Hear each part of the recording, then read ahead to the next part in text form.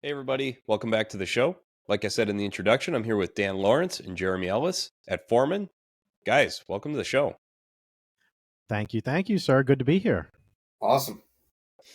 I'm super excited to get into this conversation today, guys. It's the reason that this one's going to be so fun is it's this unique twist of like the tech stack behind energy management, Bitcoin mining management, kind of all rolled into one. So this is going to be super fun for me. I'm a little bit out over my skis, to be honest. So you guys will have to take it easy on me as far as like the jargon, but I think this is going to be a phenomenal conversation.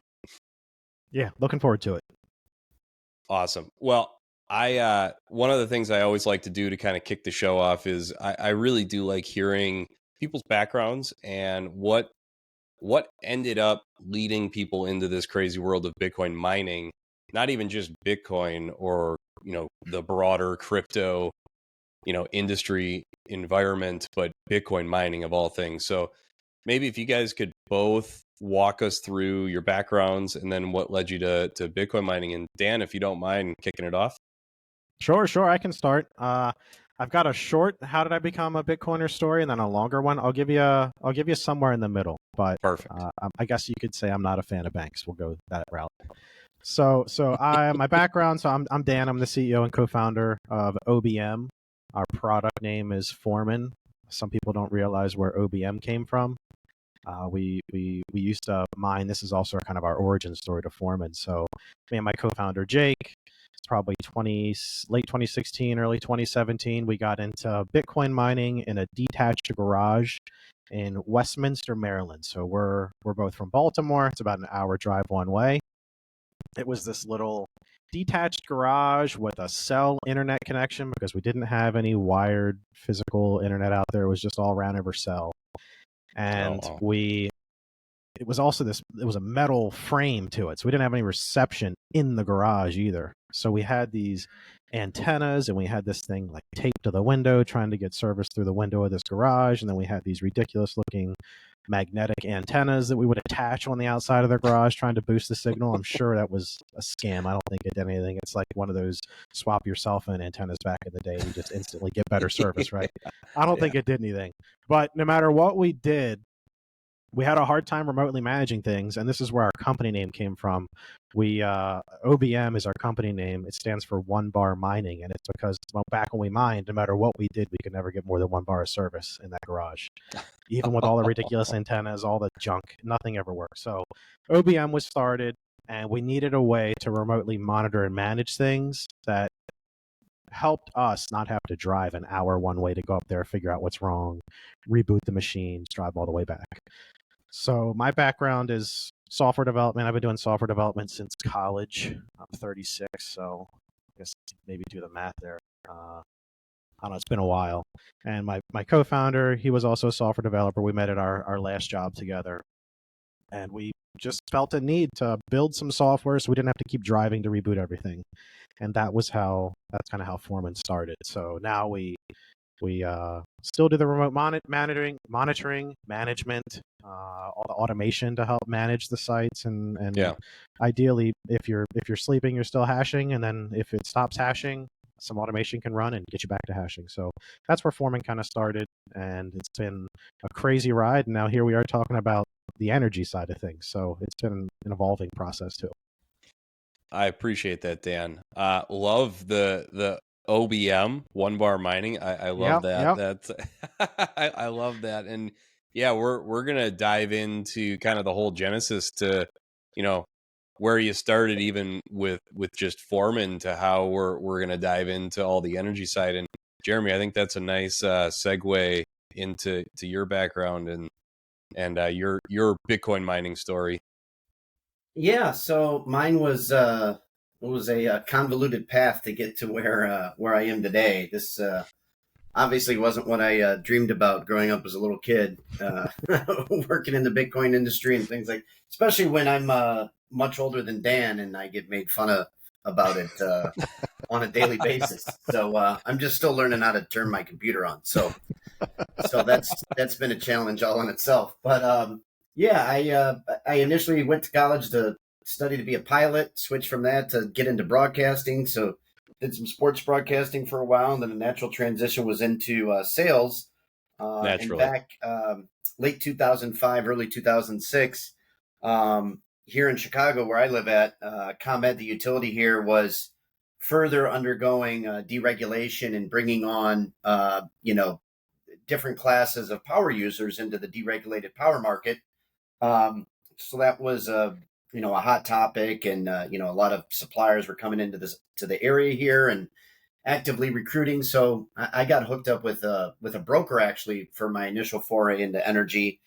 Did that for a little less than a year. Was recruited away by a supplier, and from there just kind of worked my way through a couple different suppliers. Each time that I moved was trying to learn a different market and a different grid. So it started out primarily in PJM, just in a couple states, Ohio and Illinois, and then found another supplier that worked, more towards the East Coast markets.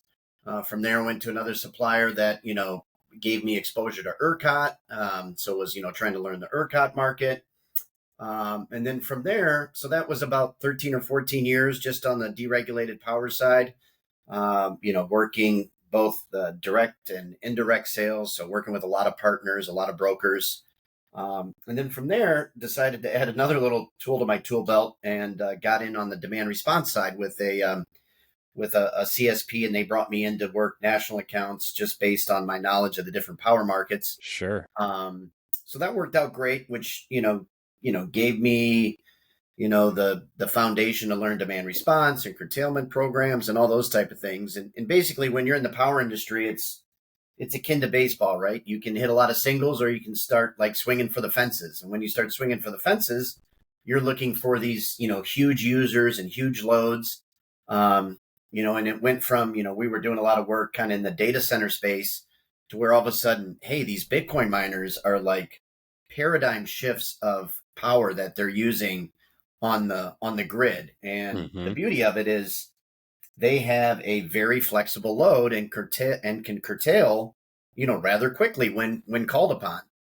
And so my first kind of exposure to the Bitcoin, space and community was June of 2022. I went down to the Miners Summit down in College Station, Texas. And I remember talking to some of these miners there and explaining demand response, and the initial kind of reception was like, "What do you mean we want to curtail? We're miners. We mine Bitcoin. What are you talking about? Curtail power and leverage our power load and things like that." And then, fast forward down to Miami with Disrupt last year. Dan and I had a few conversations. We had identified Dan's company as a potential partner in this space.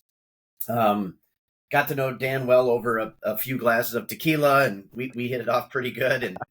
And so we continued to have conversations. And then early this year, it just was kind of a natural, hey, why don't we, look at figuring out a way to work together? So it just kind of evolved to where, I explained to Dan at the time, like, hey, man, this software of yours can do so much and really enable these miners to really leverage their load and monetize it, and help them get a good story onto the grid and good PR and all these type of things. So that's how we've gotten together, and it's been a few months now, and it's been real exciting working with Dan and the team, and just it's been kind of fast and furious. So I really love the pace, and I really love the community that I found myself in here.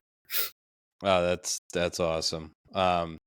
Yeah, natural transition from broadcast to sales in the energy and power markets. That's a no-brainer. It's kind of like me, though. I got a degree in sport management and went into selling Scotch tape and Post-it notes. Riddle me that. That's I hear you.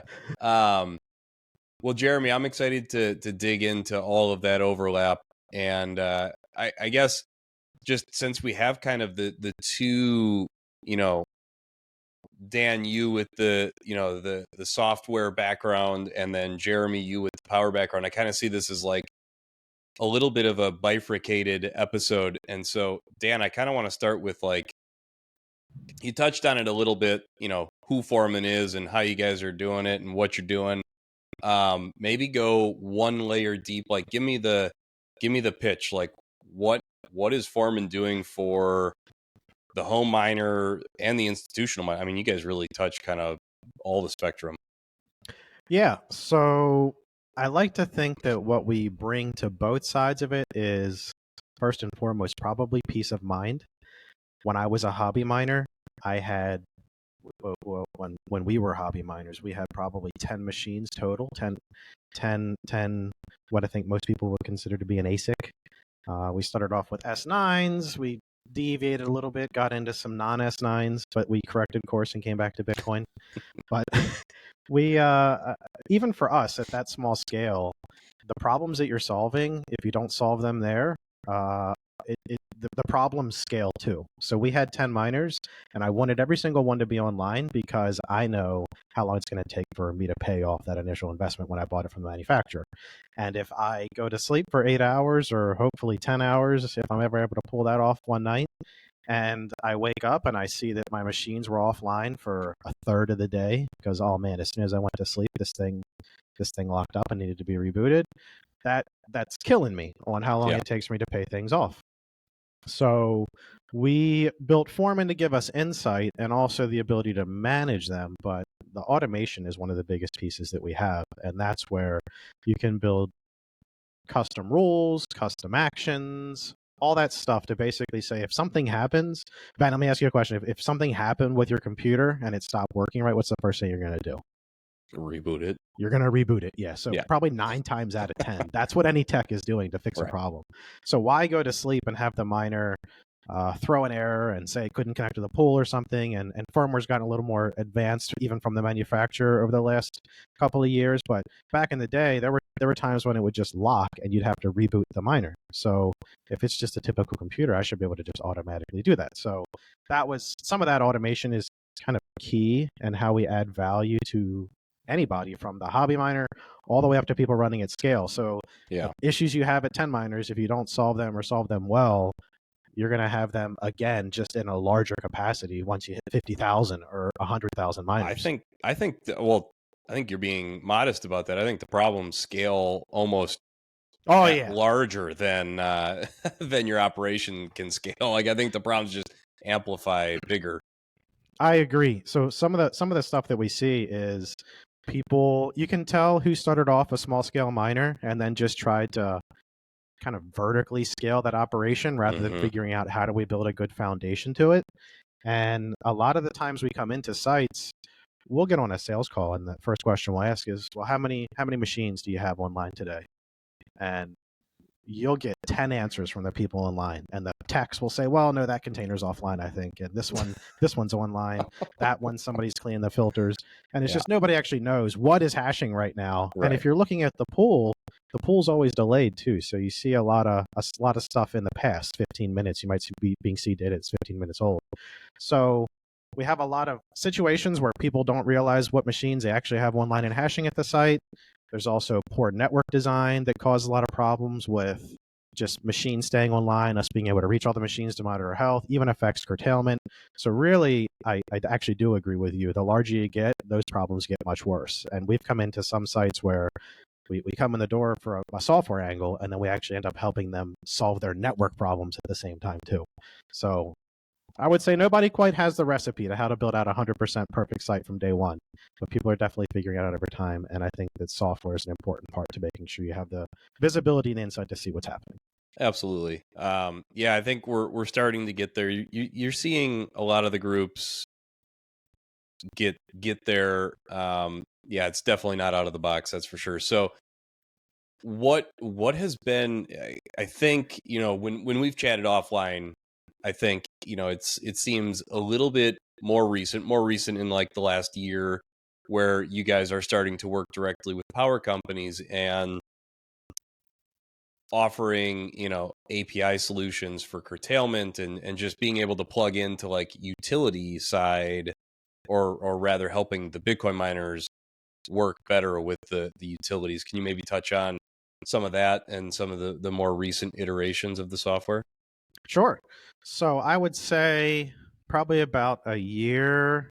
I've been saying this for probably 8 months now, so I'll say a year and 8 months, but I always said since about a year ago, About a year and a half ago, I had no idea what curtailment was. So since then, we built most of Foreman off of just hearing what people need, and then we kind of build in that Sure. down that avenue. And we had some conversations very early on with some of our customers where the biggest feature they're asking us to build is can I turn the mine off with Foreman, and then can I turn it back on in the future? And as you see how it's used, you realize that people are starting to get into demand response programs and trying to find unique ways to offer their load to support the grid. And in exchange, you get compensated for it. So the nice thing with demand response is that there could be a situation where the grid has a supply demand imbalance. And just like you, Ben, you probably have auto insurance and you're paying every month and hoping your auto insurance is going to cover you if you ever get into a fender bender. The grid needs something similar, and that's what demand response is. So if there's an imbalance, they can ask somebody to go ahead and try to cover that imbalance. And you can cover that by turning off and giving that demand back to the grid so they can distribute it to people like us to keep our air conditions on. That has been, I think, revolutionary for Bitcoin miners and for the grid. It's really, Bitcoin mining is unique in that it's such a large load that is incredibly flexible. And even with the flexibility, you can go on and off, and Bitcoin keeps chugging away every 10 minutes. We're new block. So it's a little different than traditional older school data centers where if something turns off or some manufacturing load turns off, there's a ramp up time after it. Or if you turn off a traditional data center, it might not have a UPS backup. You're going to google.com and the website's not loading. Bitcoin mining is flexible and there's no end user impact when it turns off. So it gives the grid these virtual power plants. You can view them. So if there's a demand and there's an imbalance, rather than me and you experiencing a brownout or a blackout, a Bitcoin miner just comes off and all of a sudden our lights are just staying on.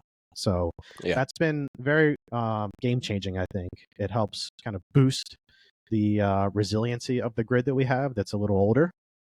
And it serves as a good solution to kind of help when those kind of weather events happen. The other nice thing, kind of the value add that we have, is demand response has always participated. It's always been around, but Bitcoin miners, if you're getting a call, you have to respond physically without software automation. So very that quickly. Means that, So depending on the program you're in, you might get a day ahead notice saying, hey, Ben, tomorrow at 2 p.m., there's going to be an event. And then you can probably make sure you're staffed. But the faster acting you are, the more aggressive the programs you participate in, the larger the quote unquote insurance check that you're getting every month is. So the faster you can go, the more you're compensated because the more beneficial you are to a critical need. So yes, in a day ahead program, you can have somebody at the site and run around and throw breakers. But in a ancillary program, or maybe something that has to respond as quick as 10 minutes or seconds, even in some markets, you're not going to be able to throw breakers that fast. You're not going to be able to have in a container-based deployment where you've got a whole bunch of shipping containers all around the site, and you have to run around, say, at 40 containers, and you got to get the entire site off within 5 minutes. You're going to, what do you need, 15 people? 10, 15 people to just run around and So it doesn't really scale. And if you don't have any software side to it or any automated side to it, you just can't participate in those aggressive programs that can unlock a ton of revenue. So Foreman, while we were initially miner management software, because that's what we needed as hobby miners, we've scaled a little bit too. So now we have the ability to integrate directly with those companies that are sending demand response signals. We can also monitor real-time or day-ahead market prices around pricing volatility. We also do integrations with direct local utilities, depending on the type of program that's maybe available.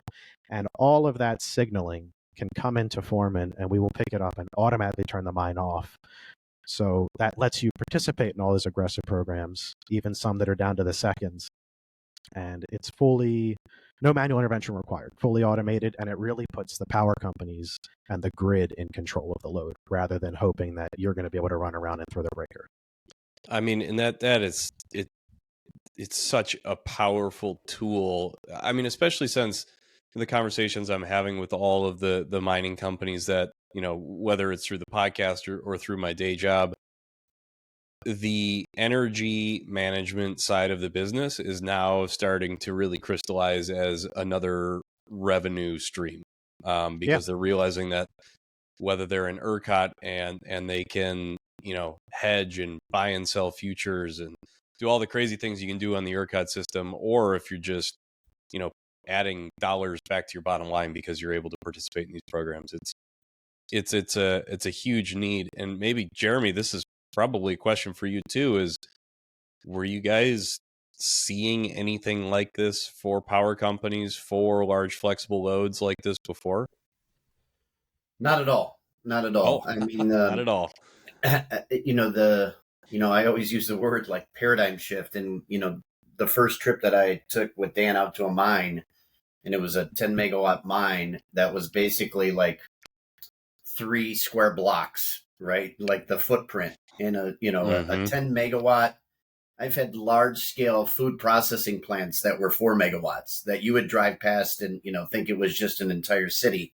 And here we have 10 megawatts of load that's, in 10 shipping containers sitting out in the middle of a farm field.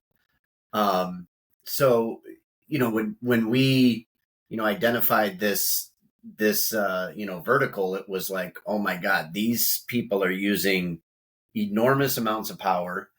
Not only that, but they can curtail all of it, right? Whereas, a typical customer on the, manufacturing or C&I side, a lot of the discussions that I would have with them is, all right, you're a, let's say a 5 megawatt customer. How much can you curtail? Well, I can't shut down my process load, or I can't stop, slaughtering chickens or creating tires or whatever the case may be, right? So then it became, more of an engineering play of helping them identify where they could curtail. And you had to get really creative. Is there lighting? Is there HVAC? Is there, refrigeration that you can do some pre-cooling on to, let it ramp down and we can curtail during events? So there was a lot more problem solving. Whereas with this, we're really an enablement and a control system, similar to what a BMS system does, in a standard building, right? It's automating HVAC and controls and all those type of things. What I expressed to Dan when we first met is you're really an enablement tool to participate in these programs. We are really the conduit to all of these utility programs to make sure that they can participate in it. And not only do they have large loads, but they can curtail 99 to 100% of it. So it's, it's very attractive. It's very lucrative. And it's with our software, I think it's really seamless and pretty easy to do. Yeah. That's wild to hear that there really wasn't anything like this. Yeah. And that's, so I guess the next question I have is, so now that you guys do have this and both with Jeremy and then you, Dan, you guys are approaching, utility companies, or at least the utility companies are starting to get, some exposure to the Foreman software.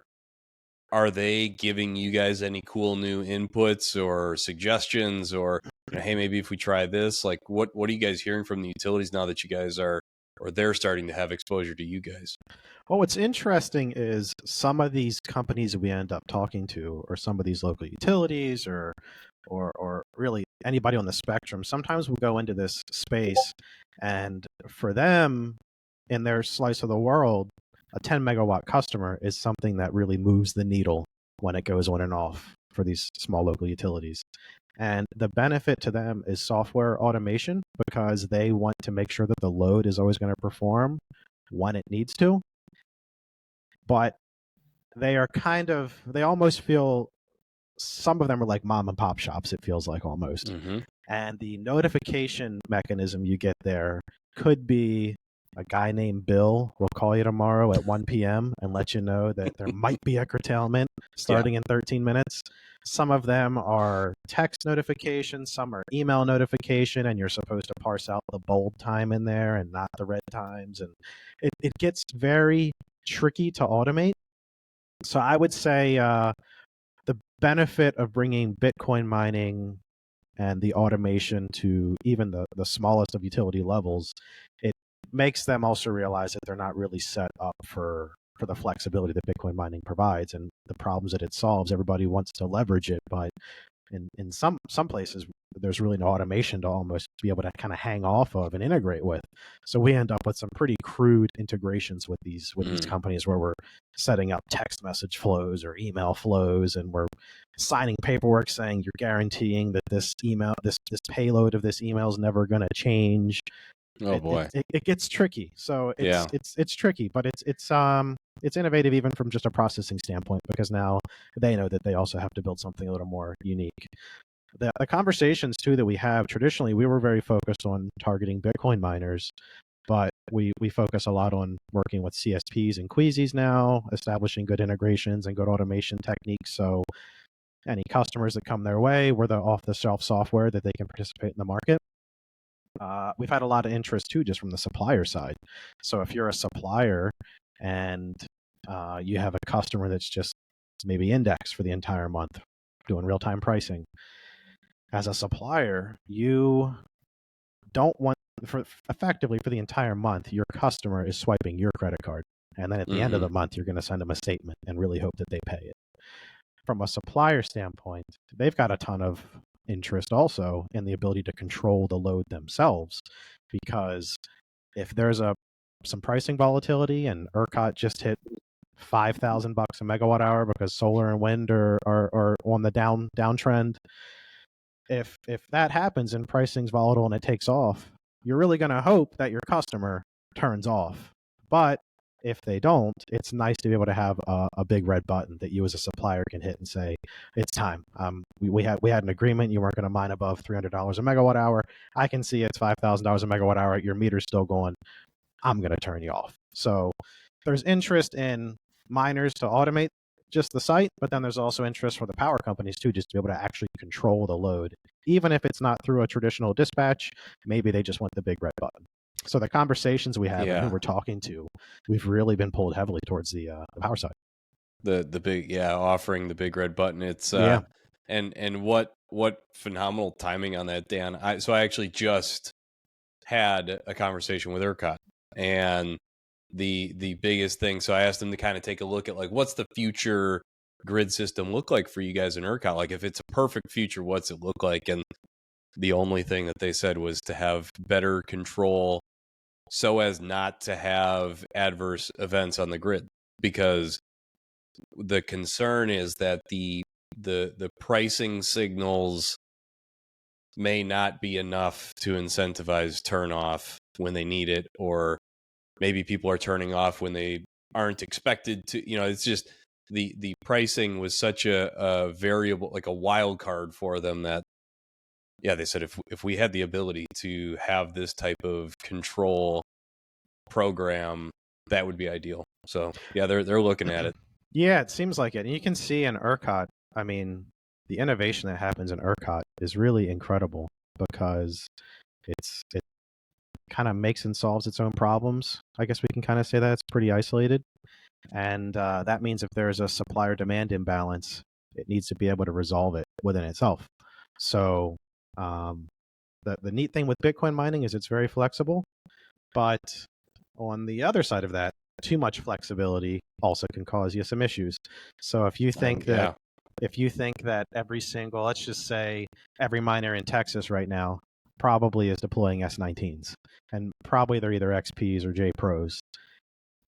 Effectively, they all kind of have the same break-even strike price. So if you've got 5 gigs or say 10 gigs of mining in ERCOT, and it just so happens to cross $90 a megawatt hour, that means 10 gigs is just all off.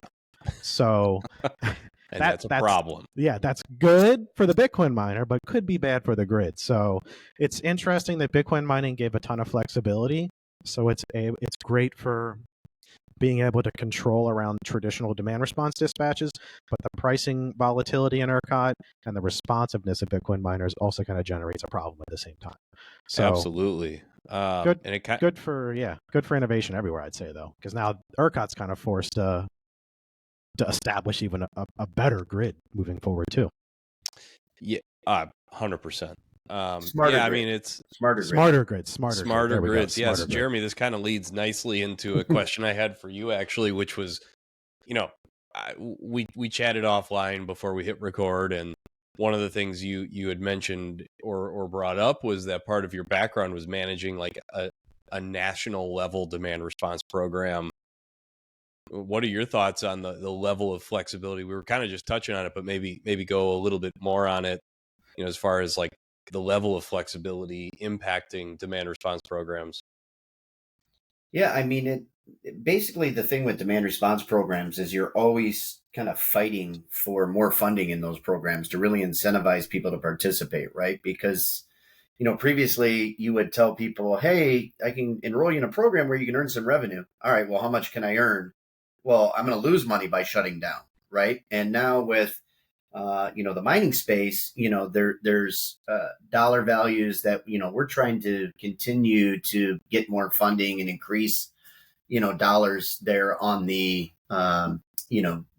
PJM or ERCOT or whatever on the grid level side. But then in addition to that, working into these regulated areas where we're seeing more of these miners kind of end up, in the Wyomings of the world and different obscure places that aren't residing on an overall grid, where they don't have a grid program, but maybe they have a utility program, or maybe they don't have a specific demand response utility program. Maybe they put the miner on a different rider or tariff price because they have that grid flexibility.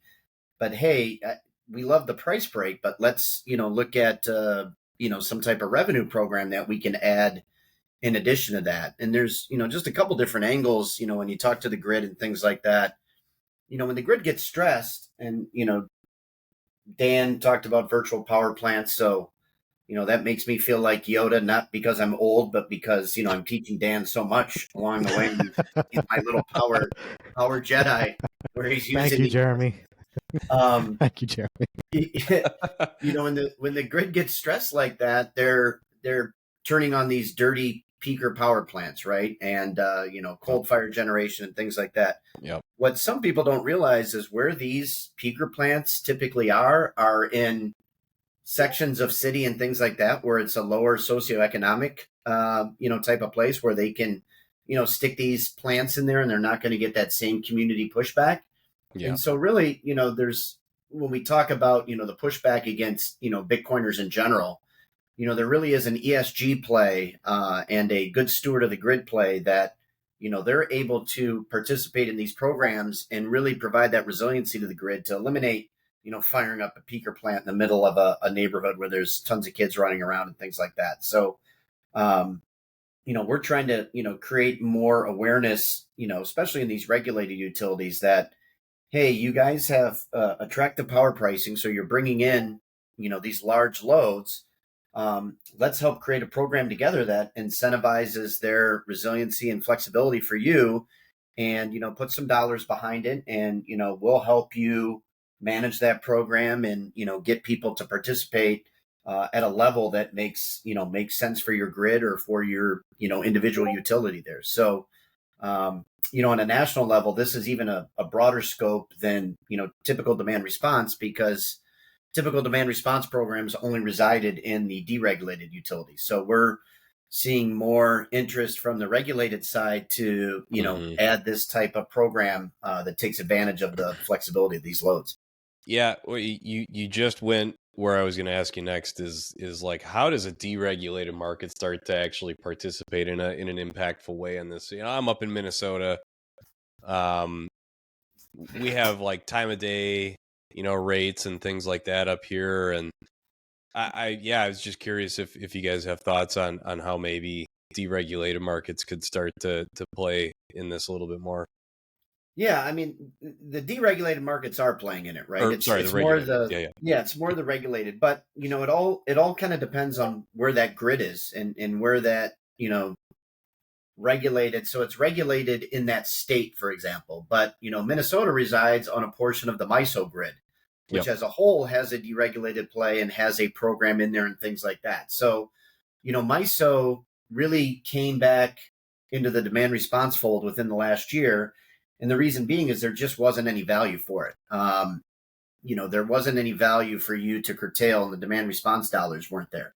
The trade-off is that, that value is derived from, the capacity costs and things along those lines. So you were seeing a cheaper power price. In turn, you didn't have the value behind it. Well, when the capacity market, took a turn and went higher last year, now that, helps fund the demand response programs to make it more lucrative for people to participate in. So, with that in mind, it's kind of a trade-off there. You're funding these programs. The ratepayers typically fund these demand response programs. And so your participation in it is just like getting a rebate back for something that you already funded.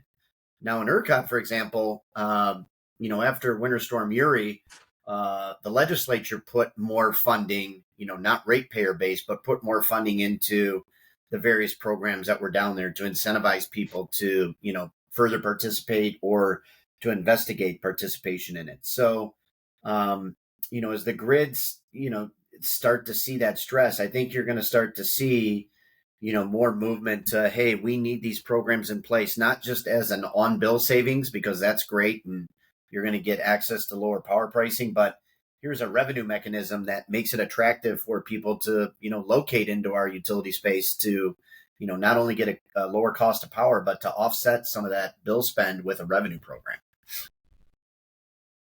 Yeah, absolutely. It's well, I think it's exciting that you guys are going to be a tool to help enable that type of stuff to start to enter these grid systems. I also wanted to kind of go down the path of, are there other ways that the mining companies are utilizing Foreman to either de-risk their operation or helping them like leverage their electrical load? Are there other ways that groups or you guys are helping groups leverage your software? Maybe that's a Dan question. Yeah.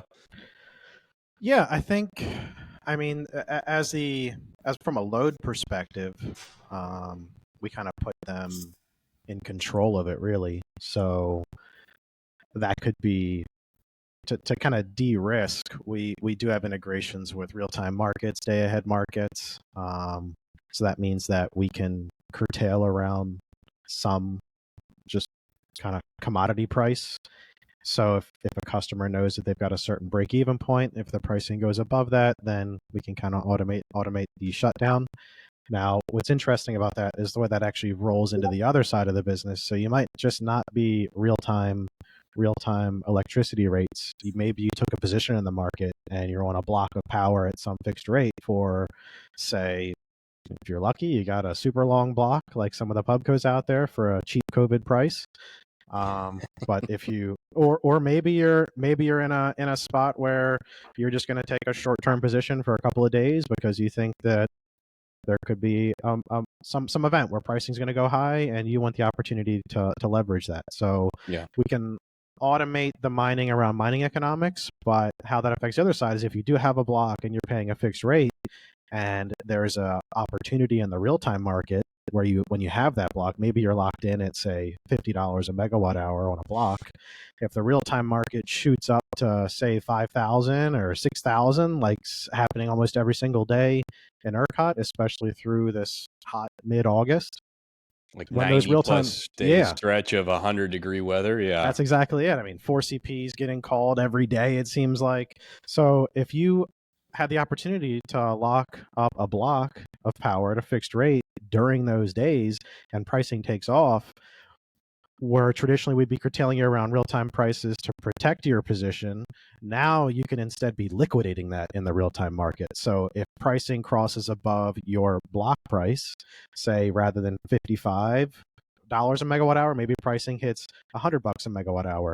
If you curtail, you have the opportunity to sell that in the real-time market and make the difference. So that's another way that Foreman kind of helps with some of the risk there. So now customers can really take a position in the market and commit to purchasing power for a certain amount of time. And if they're using Foreman for the automation, we can be auto liquidating that block of power as soon as there's an opportunity. So it becomes a cost savings on one side if you just have index exposure, but it's also a very substantial revenue driver if they took the right position right before one of these ERCOT blowouts happens. And I'm talking more about ERCOT, but this we do this everywhere, not just ERCOT. Just ERCOT's kind of the cool one to talk about because it's so volatile and everybody likes a good ERCOT story. I'll yeah, go ahead, Jeremy. No, Ben, I was just going to piggyback on that and just add one other element to it. I mean, the biggest, kind of issue we're seeing with the miners is they're asking for so much collateral, right, to, get these power positions. So oftentimes they're stuck being on an index because, a retail electric provider wants them to put up millions of dollars in collateral to take a short-term block position that might only be 3 or 4 months. So they really can't, play in the energy market and, do any cost, dollar cost averaging and, add blocks and layer things in and really, formulate a good power purchasing strategy. Right. So, our hope and what we're, engaging with suppliers and really talking about is, as the market starts to mature, as they feel more comfortable with the entities that are mining, they can start to secure financials, they can start to secure payment history and things like that. Yep. By leveraging all those things with the addition of kind of having that big red button that we talked about, let's alleviate some of that collateral that you're asking for from the miners, right? Let's take that down to, allow them to, free up some cash flow and also, potentially take some more, term length positions, with a fixed quantity so that they can, realize some revenue from liquidating those blocks or just get some, cost certainty in that realm too. So that's one other area. Maybe Jeremy, you could hit on that TIPA conference that we went to. I'll let you Ask about that. Yeah, but he's kind of like talking about it ish, but it's interesting. Maybe you can share how that went for us, Jeremy. And it's funny that a lot of them are asking for Bitcoin mining without saying they want Bitcoin mining. Yep. Maybe you can. Yeah, elaborate. I mean, so TIPA is the Energy Professionals Association, and that pretty much consists of retail electric providers and brokers. And then there's kind of like the partner side, right? So, CSPs are involved there. You may see some controls systems there, Sure. Solar companies, batteries, things along those lines. So, coming from that space for such a long period of time, I thought it would be good because, we're targeting a lot of those companies to partner up with and to, really, do work with and collaborate with along, not only the supply side, but also on the Queasy and CSP side.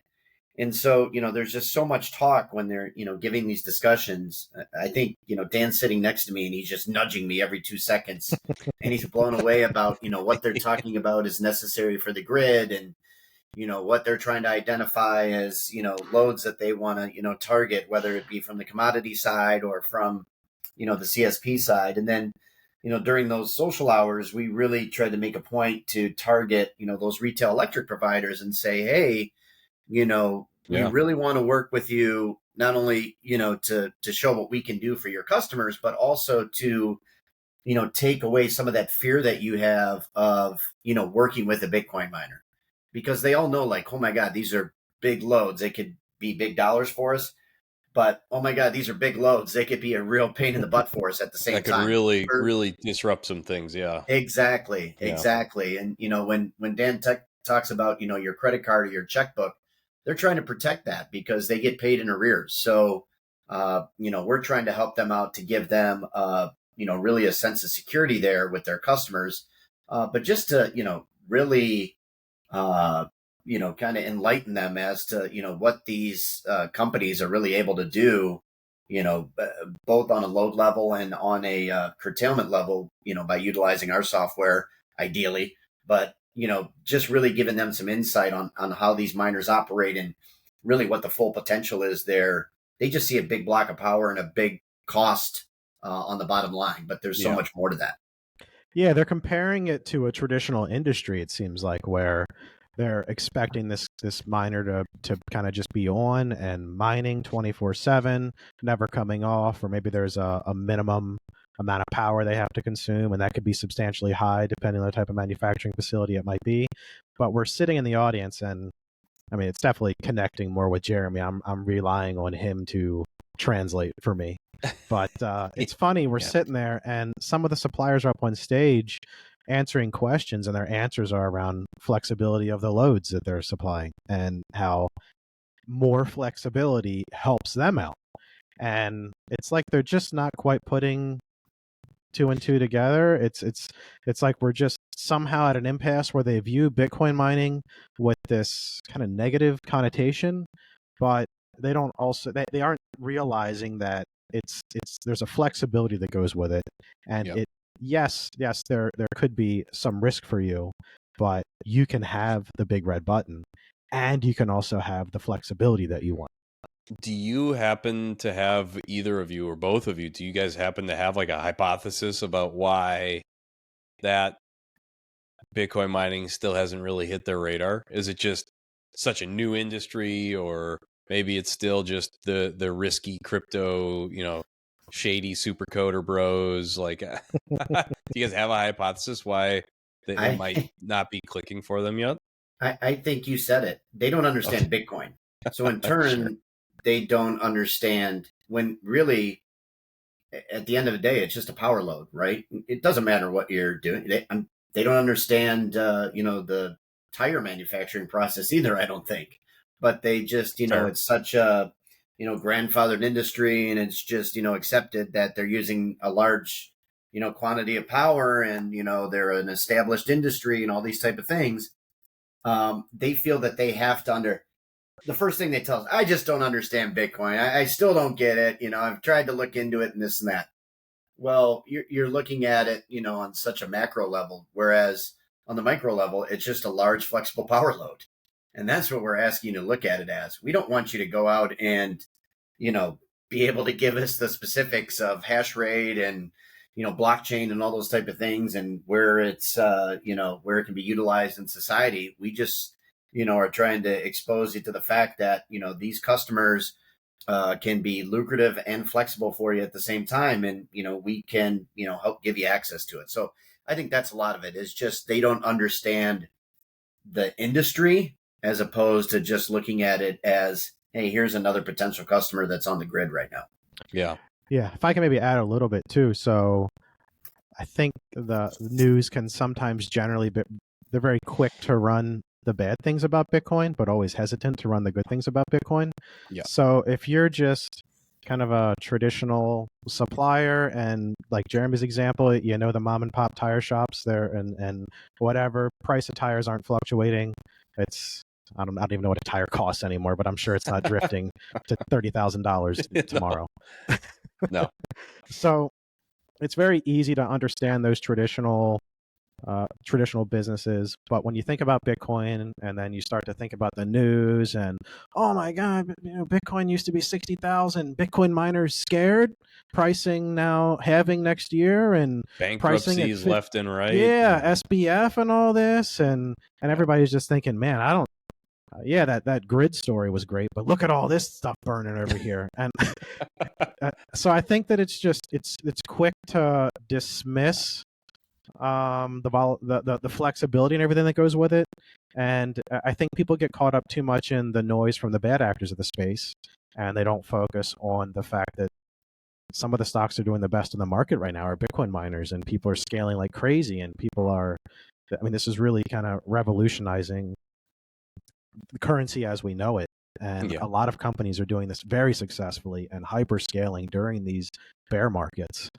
You can't focus on the few bad apples that maybe didn't run their businesses quite correctly, or maybe didn't have the flexibility that they said they promised they would. And some people maybe got caught with a pretty big check during those winter storms in Texas.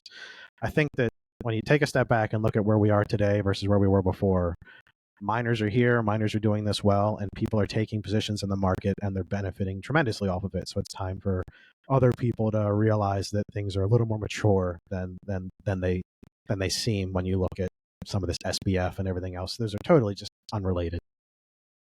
Yeah.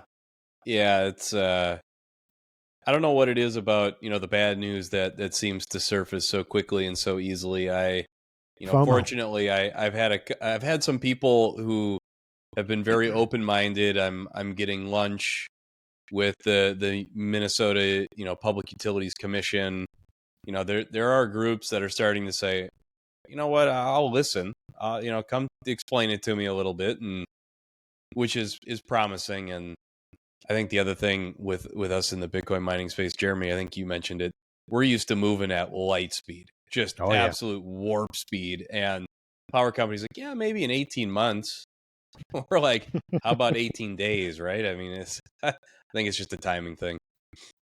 Yeah, no, I agree. I mean, I saw it happen just in the deregulated market space, right? Everyone was afraid that, oh, we get our power from the utility. And if you invite all these other people in, some old lady, some grandma is going to get taken advantage of, and she's going to be paying an exorbitant amount of power, and these bad actors are going to come in. And that's everything that they, just all the arrows are directed at that. When now the research and data is there that, the deregulated markets here in Illinois, because we're kind of, on an island directly around us, the cost of power here compared to Indiana or, different states just, connected to us, even Iowa to the west is substantially lower as a result of deregulation. So, just the industry as a whole just always gets so frantic about these bad actors and things like that are out there. And, I think as, more time gets under our belt in the industry, it's just,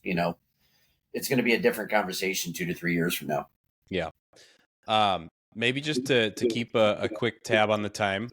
You guys have been super graceful with your time on a Monday.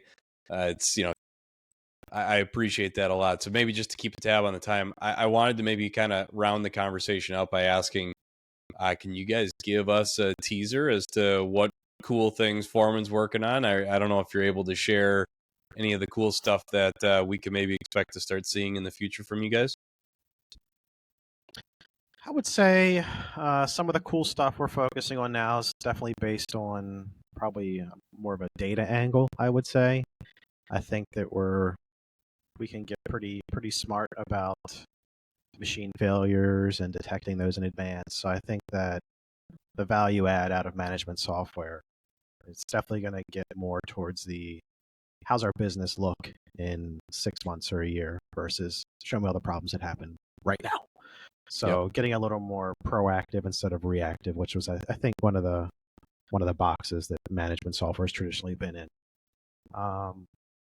I think I would be doing an injustice to myself if I didn't say AI. I think I have to drop this in there somewhere, right, to get a high valuation next time. Yep. AI. I think that there's some cool modeling we're looking at doing to help find unique ways for our customers to stay mining through what might look like some market volatility that maybe doesn't actually pan out. So getting a little better about how we determine there's a time to turn off around some market pricing or not. I think we're focusing pretty heavily on the energy side of things. And now that our customers are getting into some of these very aggressive demand response programs, that's been a lot of engineering on our side too to make sure we can help them participate in it. So I think in North America, probably most of our customers are maybe into some 10-minute ancillary program or 30-minute ancillary program. Mm-hmm. We are actually going through testing this week with some customers who are actually in Norway, and there's a frequency response market over there called FCR. And that it's down to seconds. We're talking about seconds of curtailment here. So over here, we're solving problems 5 minutes, but over there, for anything before September 1st, the timing constraint was you had to have 50% of the load down within 5 seconds. Full load down within 30 seconds. And after September 1st, it's movement within 2.5 seconds, full load down within 7 seconds. So holy shit. This is it's incredible. Traditionally, they would be doing this with breakers or something like that, but now Bitcoin miners we can turn off small sections of the mine, so the small sections of the mine can get enrolled into the market separately. There's just really neat things that can this lets you position yourself in these markets, but there's a ton of revenue being made, and now we're talking about seconds of response time.